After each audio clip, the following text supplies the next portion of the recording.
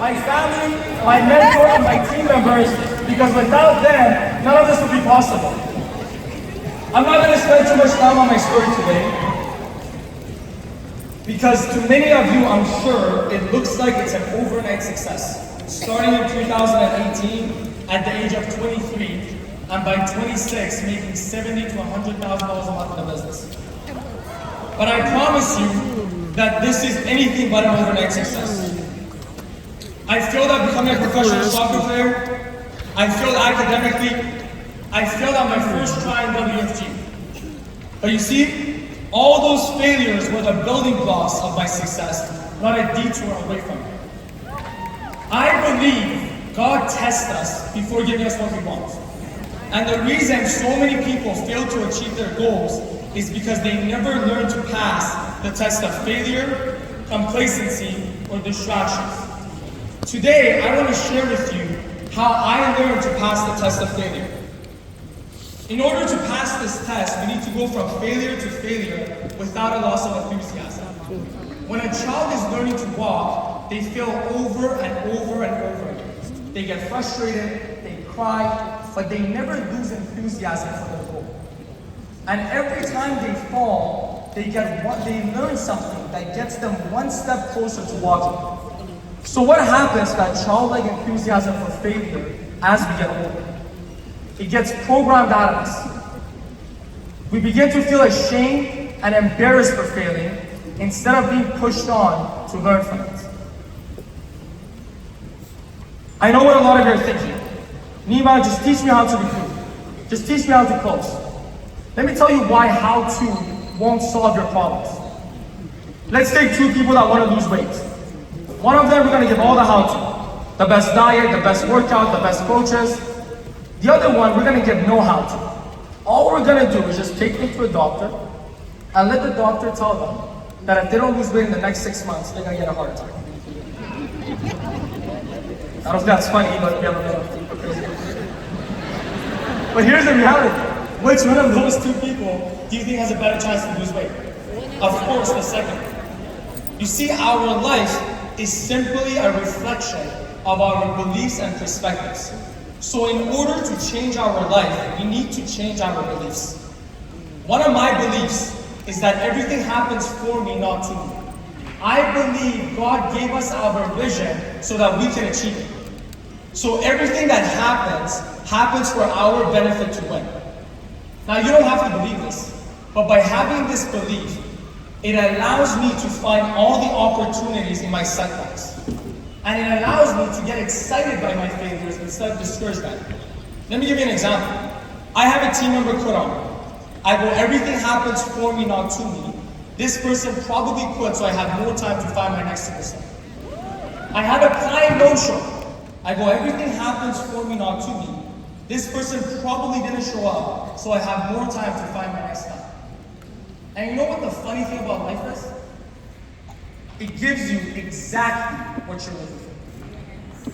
Another belief that I have, it's always darkest right before dawn. I believe that the harder things get, the darker life becomes, the closer I am to my next level. Because every time I've gone to the next level, it's come after some of my most challenging times, whether it's my personal life or my business life. See, by adopting these beliefs, you become like a boxer who doesn't get hurt by punches. Imagine fighting someone, and every time you punch them, instead of them getting hurt by it, they actually get stronger by it. I don't care how good of a boxer you are, if you come across someone like that, you're gonna lose that match.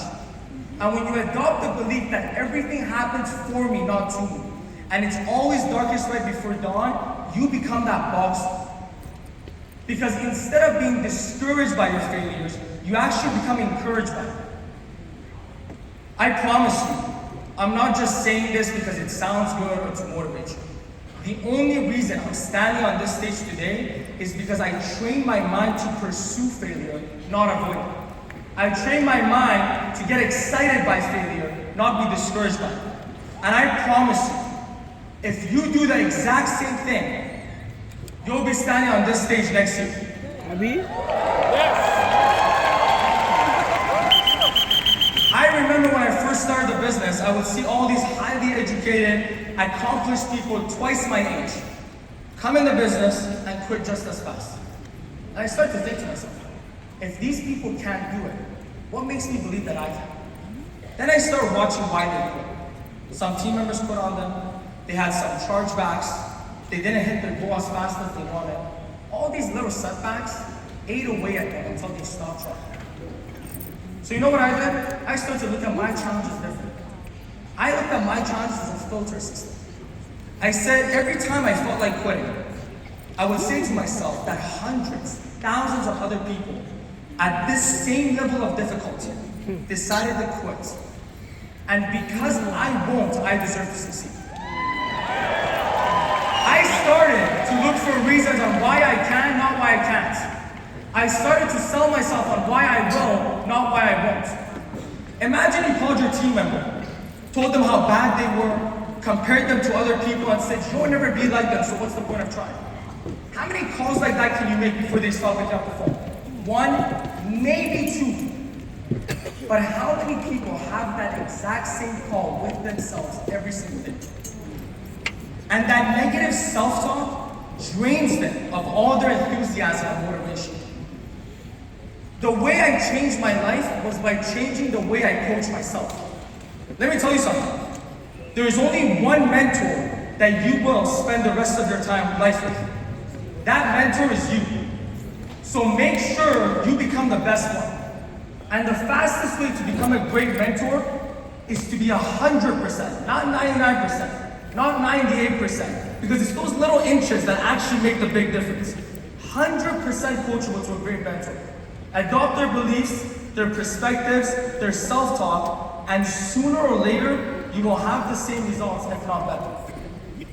One of my favorite quotes by Jim Rohn: don't wish life was easier, wish you were better. Don't wish for less problems, wish for more skills. Don't wish for less challenges, wish for more wisdom. And you know what I love about that quote? It's the belief that it's not about having an easy life. It's about becoming someone that can make others' lives easier. The most influential and inspiring leaders are the ones who've gone through the most challenges, because that's what makes them relatable. No one wants to follow someone who's never been through anything. So be grateful for your challenges, because by learning to overcome them, you can teach thousands of other people who are going through the exact same thing. Remember, it does not take time to change. It simply takes time for us to make a decision to change.